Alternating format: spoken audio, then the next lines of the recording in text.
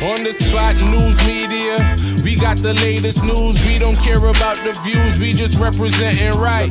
Put local news internationally every night. On the spot, wave that Jamaican flag from left to right.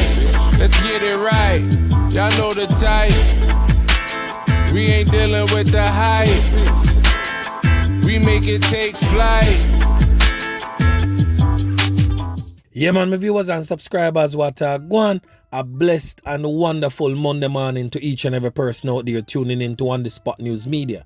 Now my peeps, you don't know how we do it over on this side each and every morning. We have to give thanks and praise to the Most High Creator for the preservation of life, because life is indeed the greatest.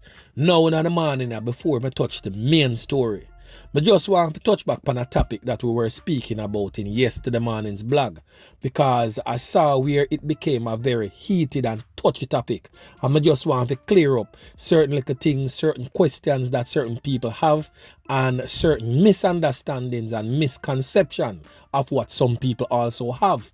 So I could do that right now. So we're speaking about the accident that took place somewhere along the highway, involving that policeman who was formerly attached to the St. Andrew South Police Division, Constable Donald Carr. Now, it was said that a police unit, a marked police unit with police officers on duty, wanted to go and assist because they were in closer proximity to him than other officers from the St. Ann Police Division. But those police officers in that marked police unit was prevented from doing so because they had to pay to go through the toll. The police, however, reported that they had no money on them, hence the reason why they could not go to the assistance of the policeman that met in an accident. Well, the whole thing is not that a policeman met in accident and a police unit was prevented from going to assist him. The whole thing, in my view, is that a Jamaican met in an accident and an on-duty police officer could not go and assist a Jamaican. So I did some research because I read through my comments and I saw where persons said that police is an emergency vehicle and they should be granted the opportunity to go through freely. And I am definitely 100% with that. But guess what, my dear loyal viewers and subscribers? In our Jamaican antiquated laws, police vehicles are not gazetted emergency vehicles. They are emergency vehicles, yes, because they are equipped and fitted with emergency accoutrements, and of course they do respond to emergency stuff, but they are just emergency vehicles by word of mouth. There is nothing on the books that says a police vehicle is an emergency vehicle. Me I gonna make you hear something else now. Not even an ambulance is a gazetted emergency vehicle. The only vehicle that is on Jamaica's law books that is gazetted as an emergency vehicle is a fire truck. Outside of that, no other vehicles is gazetted as emergency vehicles. Shocking, right? I also had dialogues with former firefighters, and one such former firefighter would have stated that he had similar experiences. The only time the fire truck is allowed to go through the toll untouched is if the toll plaza calls the assistance of the fire truck. Then of course it is in their benefit. Then they will fly the gate and let in the fire truck. Outside of that, fire truck have a show out in money to same way. It is really sad. And when time I say this, people who can go research it on themselves. And a joke business. Our country's laws needs to be up to dated. It is very much antiquated, and this is a joke in today's day and age. When I hear other members of the Jamaica Constabulary Force pouring out in voice note that has been circulating all over the internet, it is really heart-wrenching to hear some of the concerns of these officers. This is a joke. Some group needs to be formed where them sit down and go through them olden days laws here and take off what you take off and update what needs to be updated. So the now system that is in place for the JCF members is that vehicles assigned to highway patrols, all those vehicles are fitted with toll tags and a certain amount of the budget is set aside for those vehicles. But any other vehicles must get some sort of special permission, of course going through a whole lot of red tapes to go through that toll without have to fork up money out of them pocket. Like vehicles transporting prisoners from, say, St. James to Kingston for court. They would make prior arrangements for that and monies would have been already paid over, or they would get a special card or something for them to go through. But the regular patrol on the road right now, God forbid something go on pan the highway, one of us, the regular members of Jan Public, a driver go about with business, broke down pan the road, all dirty corner boy see we as a easy target, roll up for robbery, and we decide say, yo, we're gonna call police, or a passerby see we are go on and decide to call police, and a police is in close proximity, but is not a highway patrol vehicle, cannot have access to come and assist us. This is something that needs immediate attention. Something has to work out where the regular patrol unit, who is in close proximity to any crime or any accident or whatsoever it may be, that they need to assist members of Jan Public, they must be granted full access through, to and from the highway. Yeah man, I saw me see it. Anyway, my peeps, make we move on to this morning's main story. Now, we are going to kick it off over there in the parish of St. Thomas. One parish where you don't know what heap of low-key badness go on at St. Thomas from over the years. We are talking about a place like Church Corner. We are talking about a place like Grand Spen. Yeah man, me I tell you. We are talking about a place like out of Poor Man's Corner. Them place they are real ClapWeh place from way back when. So of course the parish of St. Thomas is definitely not new to the old dirty corner boy them. Not new to crime and violence, because we have seen in the past where 2 police officers get dashed away from old dirty corner boy, sit down and play them domino and knock 2 bones, and dirty corner boy roll up and dash away 2 squad of them. So a whole heap of badness a go on at St. Thomas and a quiet long time. So right now on your screen is a man whose given name is Alwayne Thompson, otherwise known in the streets as Biggs. Hails from the community of Hearties, Miami Lane to be exact, in the parish of St. Thomas.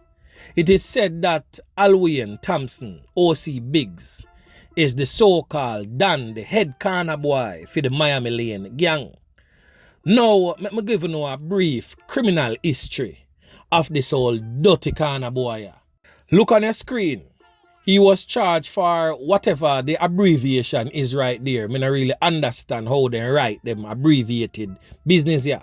But sometime back in 2012, he was charged for that and was sentenced to 9 months in the Home Circuit Court. He was also charged for simple larceny in 2012, where he was sentenced for 6 months in the Yalas RM Court. The subject was charged for a hold on and tech business when I'm going with in November 2015. The matter was dismissed in the Circuit Court in St. Thomas. And also in January of 2020, he was charged for assault at common law and illegal possession of firearm.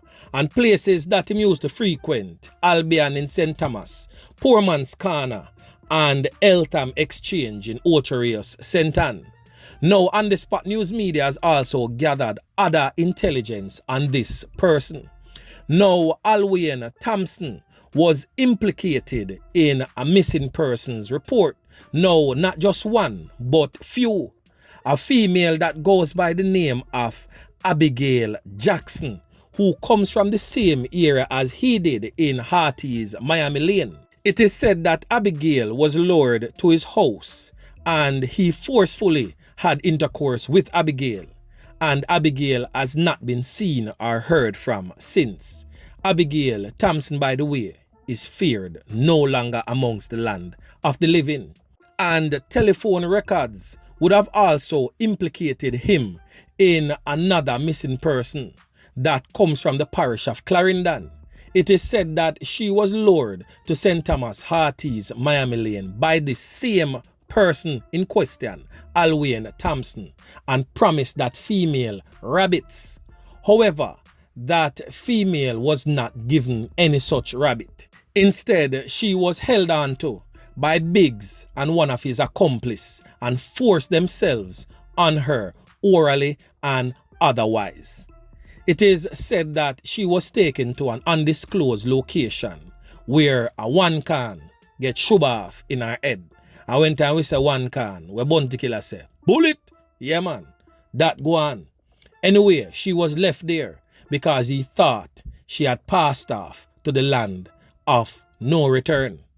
Anyways, God's grace and mercies was upon that Clarendonian female, and she survived that brutal onslaught and sought assistance from nearby citizens who assisted her and got her back to safety and of course medical treatment. Anyways, another female from the Bull Bay era was also lured to that era by him. Telephone records would have proved that also, and she has not been seen or heard from since. So this brother here have a long rap sheet from Yasogo way over there, so real old dirty kind of boy in its truest sense. So on Saturday, April 30, 2022, so we are talking about Saturday, we're gone, about 9:20 p.m. A police attached to the St. Thomas Police Division, a driver go about for him personal business, traveling in a westerly direction along the Albion main road. When Squady a driver go about him business, him see two man step cross the road in front of him, bilious, with a tall up, him clearly see one of them with a tall up. So Squady have to break up, brother, because the man them look well armed and dangerous. So of course, Squady have film little piece of chopstick pan film leg. You don't know, say Squady have to deal with the thing a certain type of way because Squady no have no backup. A Squady alone in a vehicle and Squady no want get ClapWeh in a today's day and age. So when time Squady goes so back now, I make the man them step past him. The boy goes up and look back in the vehicle and him and Squady I make four. Of course, Squady working at the area, so the boy know Squady. So the boy never hesitate. The boy goes up and rock and pop up, but him never knows a Squady. Have him in the aim pick position long time. When time I say aim pick, let me explain what I mean by aim pick. And Squady boy probably then start calling aim pick from today, but you don't know how certain set. Here man pick a when time school boy used to go to school. You don't know we go to school either early or we stay back from school or we play marble. So more time you have to aim and pick a man tie, you know. And when time you aim and pick him the real way and go so pop. Yeah man, you chinks off all piece of marble because you well size him up decent. So you know say it's a sure shot that. So at that Squady definitely man pick him, man, me I tell you. And as in goes and turn around, Squady just make him have it. Yeah man, me I tell you. That Squady I never go to the Portland agriculture school enough, learn how to plant corn in a dirty boy skin.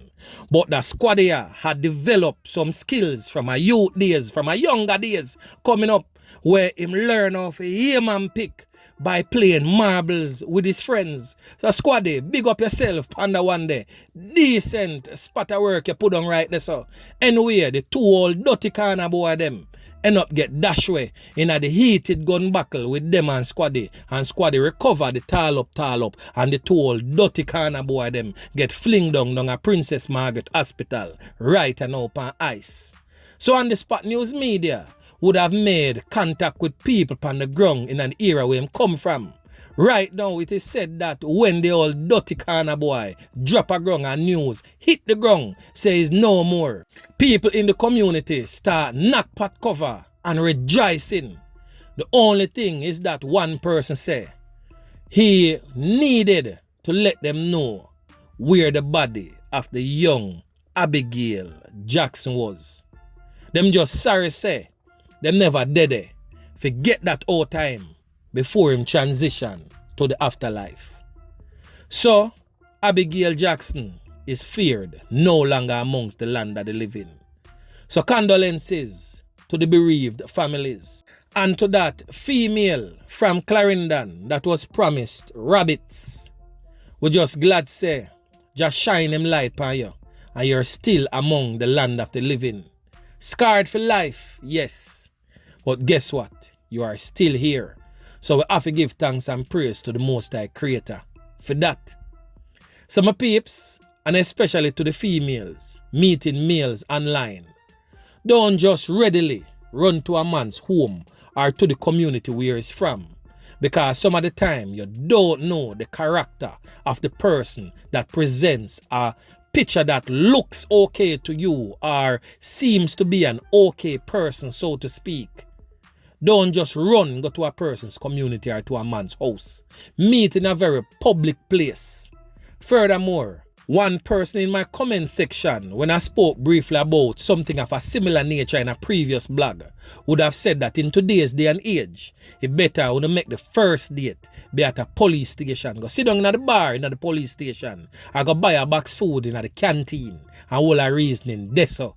Boy, it may sound a way to some, but boy, may I tell you, in today's day and age, the society that is presented to us right now, we have to definitely take all necessary steps to secure ourselves and preserve our lives so we can return back home to our friends, family, and our loved ones who definitely want to see our smiling faces again.